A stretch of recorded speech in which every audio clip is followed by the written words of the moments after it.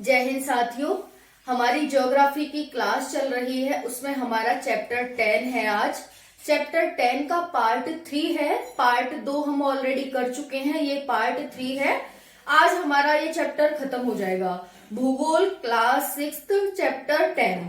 तो हम इसमें भूमि पढ़ चुके हैं, हम दक्षिण अमेरिका पढ़ रहे हैं, जिसमें दक्षिण अमेरिका की भूमि पढ़ चुके हैं, वहां के वन पढ़ चुके हैं, वहां के वन्य प्राणी पढ़ चुके हैं।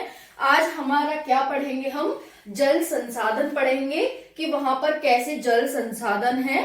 दूसरा हम पढ़ेंगे वहां फसलें कैसी हैं। फिर हम पढ़ेंगे जनसंख्या क्या कैसी है वहां पर।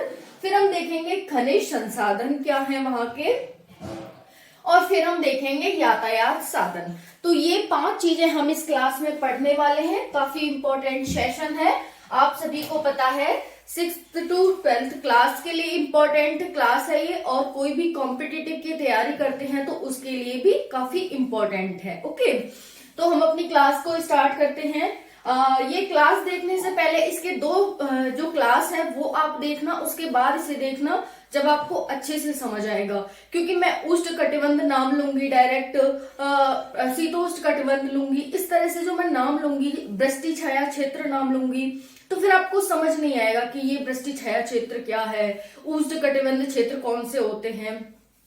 तो सबसे पहले आप ये 2 क्लास देखना, और उससे भी पहले स्टार्टिंग से जब आप स्टार्ट करोगे ना क्लास, तो आपको और बहुत ही अच्छे से समझ आएगा। यानी कि 6th क्लास एकदम बेसिक से मैंने स्टार्ट की है, एक एक पॉइंट आपको बता करके।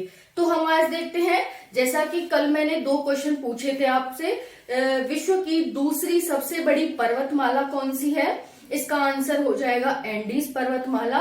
और एंडीज पर्वतमाला का सबसे ऊंचा शिखर कौन सा है, इसका आंसर हो जाएगा एंकाकागुआ। इसका आंसर क्या हो जाएगा, एंकाकागुआ। अब मुझे आप 2 क्वेश्चन के आंसर और देने हैं आज आपको कि वृष्टि छाया क्षेत्र क्या होता है। पहला आंसर देना है आपको कमेंट सेशन में। ये आज के 2 क्वेश्चन हैं, वृष्टि छाया क्षेत्र क्या होता है और केडोर क्या होता है। पहला वृष्टि छाया क्षेत्र क्या होता है, मैंने कल आपको वन्य प्राणी में केडोर पढ़ाया था कि केडोर की क्या विशेषता होती है, तो आपको केडोर की विशेषता बतानी है। ओके, तो ये 2 क्वेश्चन के आंसर आप कमेंट सेशन में कमेंट कर देना, जिससे कि आपका पिछला भी रिवीजन होता रहे। इसकी PDF Priyanka Sharma Telegram channel है, प्रियंका शर्मा स्टडी नामक टेलीग्राम चैनल है, वो आप ज्वाइन कर लेना, वहां आपको सारी पीडीएफ मिल जाएंगी।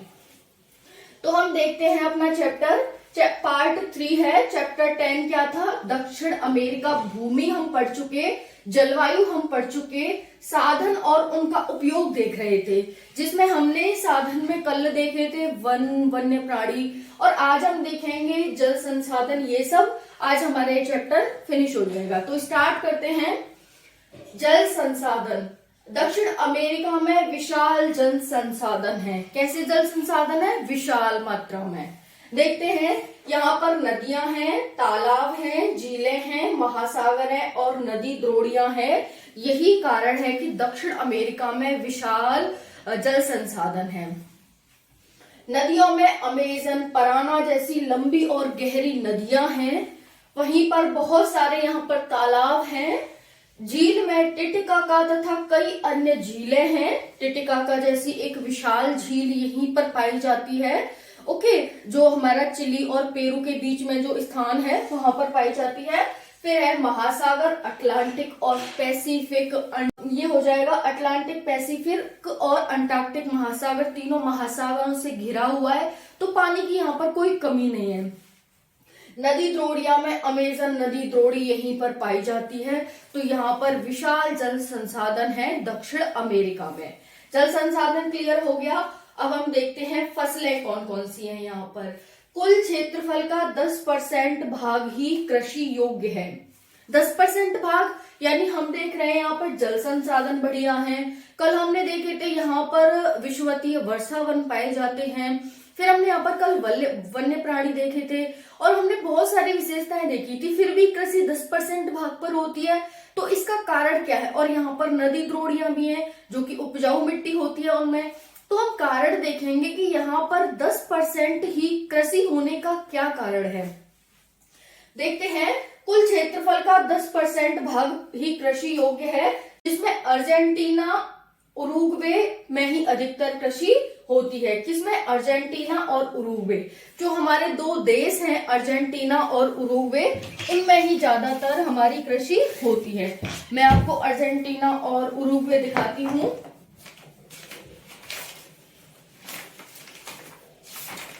अर्जेंटीना और उरुग्वे में देखो, ये आप देख रहे हो, ये अर्जेंटीना है और ये यहाँ पर उरुग्वे है। तो इन दोनों में ही अधिकतर कृषि होती है।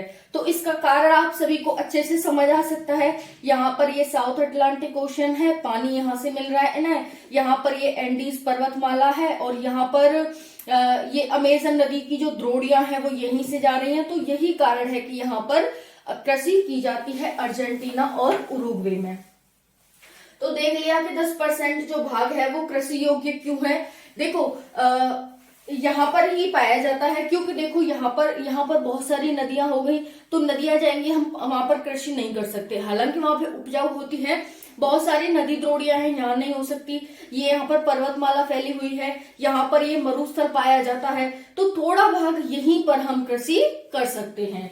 तो कारण क्या हो गया कि 10% भाग ही कृषि योग्य है। पहला हो गया एंडीज पर्वतमाला, दूसरा हो गया यहाँ पर मरुस्थल है, अटाकामा मरुस्थल, फिर हो गया यहाँ पर अटाकामा मरुस्थल हो गया, पैटागोनिया का मरुस्थल हो गया, दूसरा कारण हो गया मरुस्थल, तीसरा है बहुत बड़ी बड़ी नदी द्रोड़ियां हैं। तो नदी द्रोड़ियों के आसपास हम कृषि कर सकते हैं थोड़ी बहुत, जिसमें कि अर्जेंटीना और उरुग्वे में ये कृषि करते हैं। तो ये यहाँ पर कारण देख सकते हैं। और जो हमारी पूर्वी भूमि है वो निम्न भूमि है, वहां पर हम कृषि नहीं कर सकते। ब्राजील की साइड पर वहां पर नदियां हैं, वहां हम कृषि नहीं कर सकते। तो बस हमारे पास जो अर्जेंटीना और उरुग्वे है वही भाग बचता है कृषि करने लायक। ओके, तो यही कारण है कि 10% भाग ही कृषि योग्य है, जिसमें अर्जेंटीना उरुग्वे में ही अधिकतर कृषि होती है। यहाँ की मुख्य फसलें क्या हैं? फसलों में देखते हैं जो हमारी कृषि है वो क्या क्या होती हैं। गेहूं अर्जेंटीना और चिली में होता है। देखो ये अर्जेंटीना है और ये चिली है, लंबा लंबा, तो यहीं पर गेहूं होता है। मक्का ब्राजील और अर्जेंटीना में होती है। कहवा ब्राजील, कोलंबिया और इक्वाडोर में होता है। कहवा विश्व का सबसे ज्यादा ब्राजील में होता है कहवा। तो कहवा ब्राजील, कोलंबिया, इक्वाडोर। देखो ब्राजील ये रहा, कोलंबिया ये रहा और इक्वाडोर ये रहा। तो यहाँ पर क्या होता है? यहाँ पर होता है कहवा। वहीं पर मक्का की बात करें, ब्राजील और अर्जेंटीना में मक्का होता है। फिर हम कपास देखते हैं। कपास ब्राजील में होती है, सबसे ज्यादा कपास और कहवा ब्राजील में ही होता है। यहाँ पर मूल स्थान माना जाता है इसे कपास का। तो यहाँ पर ये हमारी फसलें हो गई कि 10% ही भूमि कृषि योग्य है, जिसमें से मुख्य फसलें हो गई ये। अब हम यहाँ की जनसंख्या देखते हैं कि जनसंख्या कैसी है यहाँ की। 3 प्रजातियों के लोग यहाँ पर पाए जाते हैं। 3 प्रजातियों के लोग पाए जाते हैं। अमेरिकन इंडियन, यानी कि जो अमेरिकन और इंडियन मूल के हैं।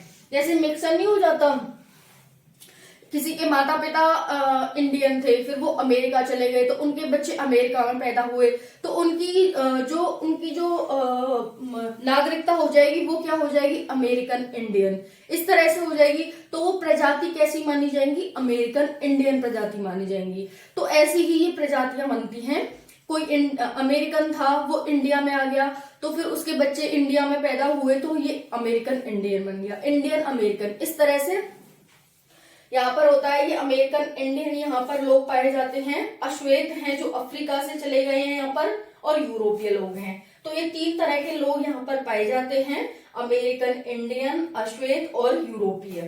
फिर हम देखते हैं इसके अलावा कुछ मिश्रित प्रजातियों के लोग भी यहाँ पर पाए जाते हैं। इसके अलावा कुछ मिश्रित प्रजातियों के लोग भी यहाँ पाए जाते हैं, जैसे मेस्टिजो। मेस्टिजो ये एक प्रजाति है जिसमें इंडियन और यूरोपीय लोगों का मिश्रण है। इंडियन और यूरोपीय लोगों का मिश्रण को ही हम क्या कहते हैं? मेस्टिजो कहते हैं। इनकी संख्या यहाँ पर सबसे ज्यादा है मेस्टिजो प्रजाति की। फिर आते हैं मुलाटो। मुलाटो अश्वेत और यूरोपीय हैं, यानी कि इनमें से बने हैं। ये इसके साथ मिल गए, इंडियन और यूरोपीय मिल गए, तो यहाँ पर मेस्टिजो का निर्माण हो गया। मुलाटो क्या है? अश्वेत और यूरोपीय लोगों से मुलाटो प्रजाति का निर्माण होता है। जैम्बो कैसा होता है? अश्वेत प्लस इंडियन से। जैम्बो अश्वेत प्लस इंडियन लोगों से जैम्बो का निर्माण होता है। प्रजातियों के बीच कोई ज्यादा विभेद नहीं है, यानी ये प्रजातियां एक जैसी दिखती हैं, कुछ ज्यादा भेद नहीं है इनके बीच में। तो यहाँ पर देख सकते हैं कि जनसंख्या में 3 प्रजातियों के लोग तो हमें ये मिल गए यहाँ पर, अमेरिकन इंडियन, अश्वेत और यूरोपीय। इसके अलावा कुछ और भी मिश्रित प्रजातियां हैं, जैसे मेस्टिजो इंडियन प्लस यूरोपीय लोगों से मिलकर बनी है, मुलाटो अश्वेत प्लस यूरोपीय लोगों से मिलकर बनी है, जैम्बो अश्वेत प्लस इंडियन लोगों से मिलकर के बनी है। सबसे ज्यादा यहाँ पर जो प्रजाति है वो मेस्टिजो पाई जाती है। इन लोगों की संख्या यानी कि इंडियन और यूरोपीय लोगों की संख्या इस मिश्रित प्रजाति में सबसे ज्यादा है। प्रजातियों के बीच कोई ज्यादा विभेद नहीं है, यानी कि वो सेम ही दिखती हैं, सेम ही उनके कार्य होते हैं, सेम ही उनकी सारी गतिविधियां होती हैं। तो यहाँ पर हम क्या क्या देख चुके हैं? हम जल संसाधन देख चुके, जल संसाधन विशाल जल संसाधन है। फसलें देख चुके हैं, 10% भाग पर ही होती हैं, लेकिन उसमें से गेहूं, मक्का, कहवा और कपास होती है जो इन देशों में पाई जाती हैं। हमने जनसंख्या देख ली कि 3 प्रजाति के तो लोग रहते हैं, इसके अलावा कुछ मिश्रित प्रजाति के भी लोग रहते हैं, जिसमें से मेस्टिजो, मुलाटो और जैम्बो हैं। अब हम यहाँ पर खनिज संसाधन देखते हैं। खनिज संसाधन यानी ऐसे संसाधन जो हमें खनन करके निकालने होते हैं, उन्हीं को हम खनिज संसाधन कहते हैं। तो यहाँ पर खनन करके जो संसाधन निकाले जाते हैं उन्हें खनिज संसाधन कहते हैं। यहाँ पर विभिन्न प्रकार के खनिज संसाधन पाए जाते हैं, यानी यहाँ पर खनिज संसाधनों के बहुत बड़े बड़े भंडार हैं। तो देखते हैं, ये खनिज संपदा है। यहाँ पर प्रमुख देश, द्वीप और मरुस्थल हैं, यानी कि कौन से देश में, कौन से द्वीप में, कौन से मरुस्थल में कौन सा खनिज पाया जाता है। तेल के भंडार कहाँ पर हैं? तेल के भंडार वेनेजुएला में हैं, त्रिनिदाद में हैं और टोबैगो, ये द्वीप हैं, ये एक देश है। तो वेनेजुएला आप देख सकते हैं दुनिया का सबसे ज्यादा तेल प्रोड्यूस करने वाला देश वेनेजुएला है, जो कि आप यहाँ पर देख सकते हैं। तो तेल के भंडार कहाँ हो गए? वेनेजुएला में, त्रिनिदाद और टोबैगो द्वीप में। तो ये द्वीप है और ये एक देश है वेनेजुएला। फिर हम देखते हैं तारकोल। तारकोल जो रोड वगैरह बनाने के काम आता है उसको तारकोल कहते हैं। तारकोल त्रिनिदाद और टोबैगो द्वीप में पाया जाता है। तारकोल कहाँ पाया जाता है? त्रिनिदाद तथा टोबैगो द्वीप में ये पाया जाता है। फिर हम लौह अयस्क देखते हैं। लौह अयस्क ब्राजील में पाए जाते हैं। लौह अयस्क ब्राजील में पाए जाते हैं। तावा बोलीविया, तावा चिली में पाया जाता है। तावा कहाँ पाया जाता है? चिली में। फिर टिन कहाँ पाया जाता है? टिन पाया जाता है बोलीविया में। टिन मतलब बोलीविया। फिर नाइट्रेट कहाँ पाया जाता है? नाइट्रेट अटाकामा मरुस्थल एवं दक्षिणी चिली में पाया जाता है। यानी दक्षिणी चिली का मतलब ये हो गया और अटाकामा मरुस्थल में ये पाया जाता है। अटाकामा मरुस्थल यही तो स्थित है, तो यहाँ पर ये पाया जाता है नाइट्रेट अटाकामा मरुस्थल एवं दक्षिणी चिली में। प्राकृतिक खाद कहाँ पाया जाता है? तो प्राकृतिक खाद पाया जाता है पेरू के तट के पास गुआनो द्वीप में। पेरू तट के पास गुआनो द्वीप में प्राकृतिक खाद पाया जाता है। प्राकृतिक खाद क्या होता है? यानी कि जो प्रकृति ने बनाया है, जैसे कि पेड़ों के पत्ते गल गए तो वो खाद का रूप ले लिया उन्होंने। और क्या होता है प्राकृतिक खाद? जैसे कि गोबर वगैरह हो गया, जानवरों ने कर दिया, अब वो क्या, हमने निर्माण तो उसे किया नहीं है, अब उनका खाद है वो, ठीक है। तो ये हो गया प्राकृतिक खाद, जो प्रकृति द्वारा पेड़ पौधों से, पत्तों से पत्ते गल करके, पेड़ पौधे गल करके जो निर्माण करते हैं ना, उसे हम खाद कहते हैं। तो यहाँ पर प्राकृतिक खाद के भंडार कहाँ पर पाए जाते हैं? पेरू तट के पास गुआनो द्वीप में। पेरू तट के पास गुआनो द्वीप में। पेरू कहाँ पर है देख लेते हैं। पेरू यहाँ पर है, इस तट के पास यहाँ पर क्या पाया जाता है? प्राकृतिक खाद के भंडार पाए जाते हैं। फिर है बॉक्साइट। बॉक्साइट सूरीनाम तथा गुआना में पाया जाता है। बॉक्साइट कहाँ पाया जाता है? सूरीनाम तथा गुआना। ये आप देख सकते हैं सूरीनाम, देखो ये सूरीनाम है और ये गुआना है। यहाँ पर क्या पाए जाते हैं, बॉक्साइट पाई जाती है। ओके, तो ये हमारा हो गया यहाँ पर खनिज संसाधन, कहाँ कौन सा खनिज पाया जाता है, इस तरह से आप इसे याद रख सकते हैं। तो तेल के भंडार वेनेजुएला, त्रिनिदाद, टोबैगो द्वीप, तारकोल त्रिनिदाद तथा टोबैगो द्वीप, लौह अयस्क ब्राजील, तांबा Chile, tin Bolivia, nitrate Atacama मरुस्थल, प्राकृतिक खाद पेरू तट के पास गुआनो द्वीप में, फिर हो जाएगा बॉक्साइट सूरीनाम तथा गुआना में पाए जाते हैं। तो ये यहाँ पर इस तरह से था। अब हम यहाँ पर देखते हैं कुछ नोट है। कठोर जलवायु होने के कारण, क्या कठोर जलवायु होने के कारण, तो देखते हैं क्या कठोर जलवायु है यहाँ पर। हाँ, कठोर जलवायु होने के कारण लानोस, ग्रान चाको, गुआना के पठारी भागों तथा अटाकामा व पैटागोनिया के मरुस्थलों में आबादी बहुत कम है। तो आबादी कैसी है यहाँ पर आबादी बहुत कम है। बहुत कम क्यों है, क्योंकि यहाँ की जलवायु कठोर है। इसके कारण लानोस, ग्रान चाको, गुआना के जो पठार हैं उन भागों में तथा अटाकामा और पैटागोनिया के मरुस्थलों में आबादी कम है। क्यों, क्योंकि ये मरुस्थल हैं यहाँ पर अटाकामा और पैटागोनिया, लानोस, ग्रान चाको और गुआना के जो पठारी भाग हैं। तो पठारी भागों में कैसे रहेगी, क्या खाएगी अगर जनसंख्या रहेगी तो इन क्षेत्रों में जनसंख्या कम पाई जाती है, लानोस, ग्रान चाको, गुआना के पठारी भागों में तथा अटाकामा और पैटागोनिया के मरुस्थलों में। जबकि अधिक आबादी तटों के पास निवास करती है, क्योंकि तटों के पास उनके पास पानी होगा, खुली हवा होगी, वहां का जो टेम्परेचर है वो सामान्य रहेगा, तो उन्हें कोई भी ज्यादा दिक्कत नहीं होगी। तो ज्यादा आबादी तटों के पास निवास करती है और इन क्षेत्रों में कम आबादी निवास करती है दक्षिण अमेरिका में। अब यहाँ पर हम यातायात साधन देख लेते हैं। हमारे यातायात साधन बचे हुए हैं, हम वो देख लेते हैं। तो यहाँ पर है यातायात साधनों में अधिक विकास तो नहीं हुआ है। यातायात साधनों का अधिक विकास तो नहीं हुआ है। इसके पीछे निम्न कारण है यहाँ पर यातायात विकास नहीं होने के। विस्तृत विषुवतीय वन है, क्योंकि ये विषुवत रेखा में पड़ता है। पहली बात तो ये 0 डिग्री हो गया यहाँ से। दूसरी बात है यहाँ ब्राजील के वन हैं, तो इस वजह से यहाँ पर अब वनों में तो आप यातायात का विकास नहीं कर सकते, सड़क नहीं निकाल सकते, रेल निर्माण नहीं कर सकते। तो पहला कारण है यहाँ पर विस्तृत विषुवतीय वन है। दूसरा कारण है एंडीज की ऊंची ऊंची पर्वत श्रेणियां हैं। अब यहाँ पर देखो मैंने बताया 0 डिग्री है, यहाँ पर विषुवतीय वन पाए जाते हैं, यहाँ पर अमेजन के वन पाए जाते हैं, यहाँ पर एंडीज पर्वतमाला फैली हुई है। दूसरा कारण क्या हो गया, एंडीज की ऊंची ऊंची पर्वत श्रेणियां।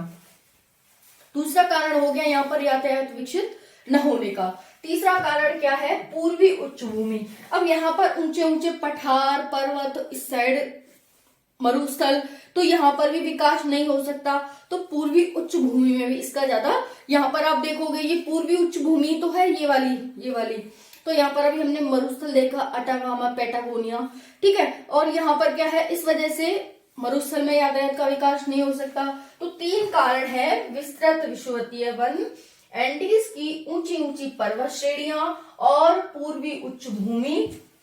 इस कारण यहाँ पर यातायात का ज्यादा विकास नहीं हुआ है, लेकिन थोड़ा बहुत विकास हुआ है, हम देख लेते हैं। रेल मार्ग, सड़कों में ये सब बाधक हैं। यहाँ पर ना रेल विकसित हो सकती है और न ही सड़क विकसित हो सकती है।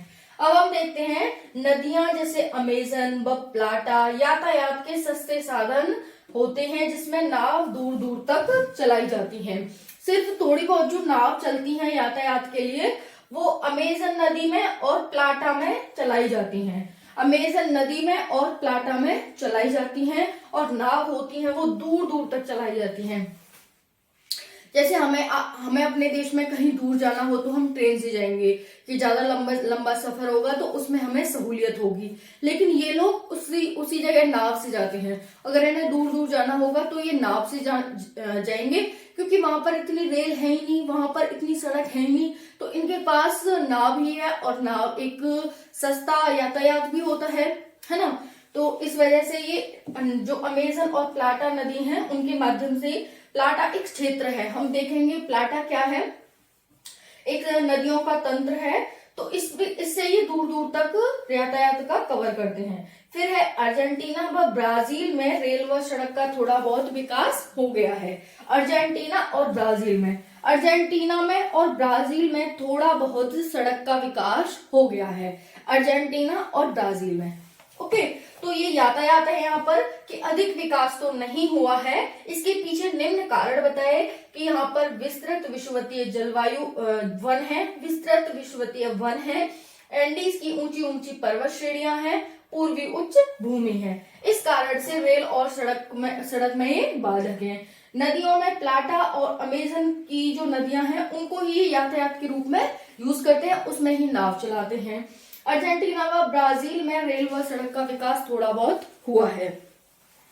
अब हम यहाँ पर प्लाटा और देख लेते हैं कि प्लाटा क्या है, जिससे ये हमारा चैप्टर कंप्लीट हो जाएगा। देखो प्लाटा क्या है, पराना, पराग्वे, उरुग्वे की सहायक नदियों के तंत्र को प्लाटा कहा जाता है। पराना, पराग्वे, उरुग्वे की सहायक नदियों को, पराना, पराग्वे, उरुग्वे, ये पराना, पराग्वे, उरुग्वे हैं, इनकी सहायक नदियों के तंत्र को प्लाटा कहा जाता है। यानी जो पराग्वे, उरुग्वे और पराना में जो नदियां बहती हैं उनके सहायक तंत्र को, उन नदियों से मिलकर एक तंत्र बनता है। जब सभी नदियां मिलेंगी इस तरह से, जैसे सभी नदियां इस तरह से मिली तो इसको क्या कह दिया, एक नदी तंत्र कह दिया, नदियों का एक तंत्र कह दिया। तो वही कह रहा है पराना, पराग्वे, उरुग्वे की सहायक नदियों के तंत्र को प्लाटा कहा जाता है। तो ये आपको टर्म ध्यान रखने हैं। आप 6th 7th जो भी क्लास में है उसमें भी पूछा जा सकता है और कंपटीशन में भी आपसे पूछा जा सकता है कि प्लाटा क्या होता है। तो ये था, इसकी पीडीएफ आपको मिल जाएगी। हमने यहाँ पर जल संसाधन देखे, विशाल जल संसाधन है। फसलें देखी, ये यहाँ पर 10% भाग पर कृषि योग्य है, जिसमें से ये फसलें की जाती हैं। जनसंख्या देखी, 3 प्रकार की जनसंख्या और कुछ मिश्रित जनसंख्या पाई जाती है। खनिज संसाधन देखे, फिर हमने यातायात देखा और इस तरह से ये हमारा 10th चैप्टर समाप्त होता है। कल हम 11 चैप्टर से स्टार्ट करेंगे और कल ही इसका टेस्ट भी होगा। 10th चैप्टर तक हमने 3-4 चैप्टर तक तो पीछे ले लिया था, अब इसका और होगा। और जो 2 क्वेश्चन मैंने दिए उसका आंसर आपको कमेंट सेक्शन में अवश्य ही कमेंट करना है। ओके, जय हिंद, जय भारत।